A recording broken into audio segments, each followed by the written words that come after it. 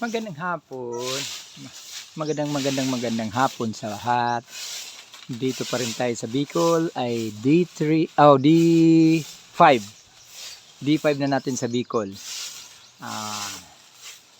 Sa mulang pagbakasyon.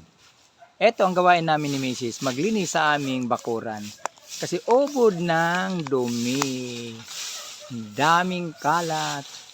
Ang bahay pati namin, tagilid na. Tingnan mo bahay namin. Tagilid na, dinaanan pa yan nakaraang mga bagyo. Ay, ayusin ko na yan.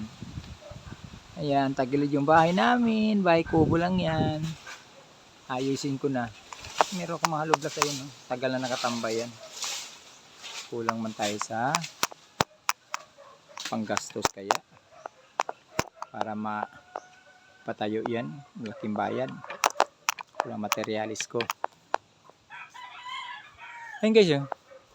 Kaway ka. Uy. Ito, kakao. Kakao daw.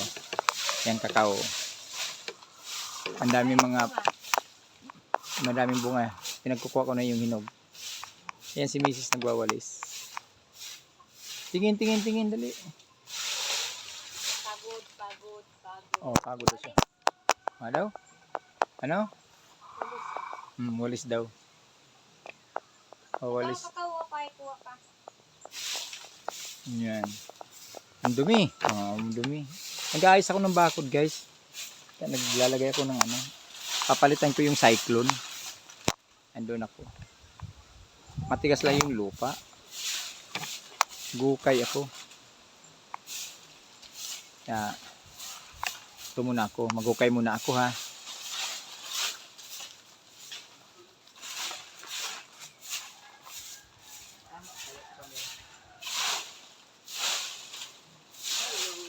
Ang layo mo naman. Hello.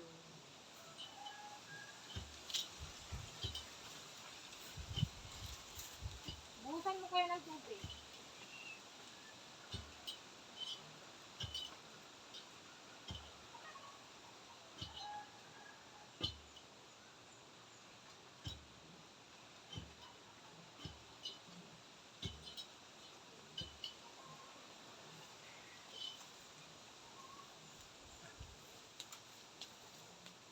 Bukas mag-ano ako ng sabi.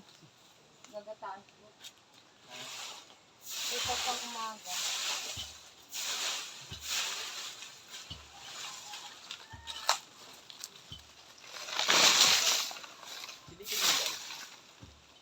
Dahil mag-ano ako, maglalaba ako. Sakto. Wala yung ulo.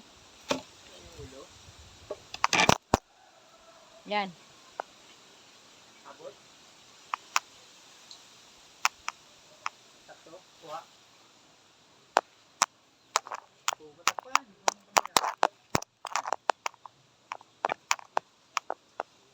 Kuha yung ulo. Yan. Sige. Sige na yan. Fight.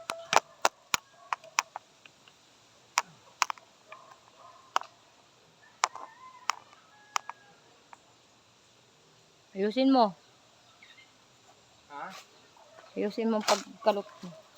Okay. Kaya maghanap tayo na yan. Nawala yung tao.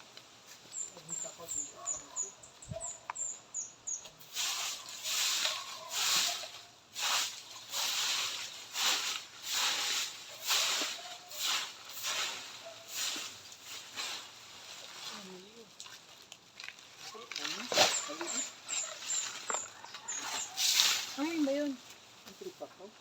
Pwede yan. Pwede yan.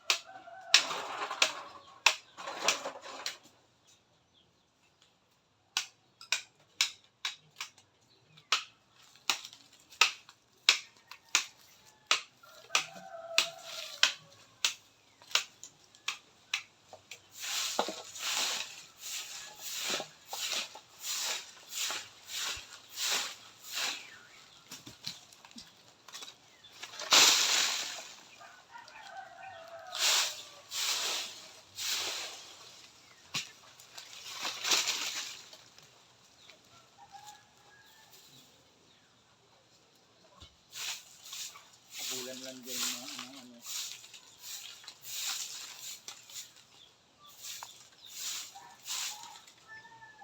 Hindi, ano sa ano yan? May hindi ka ano. Big view lang sa gilid sa ano.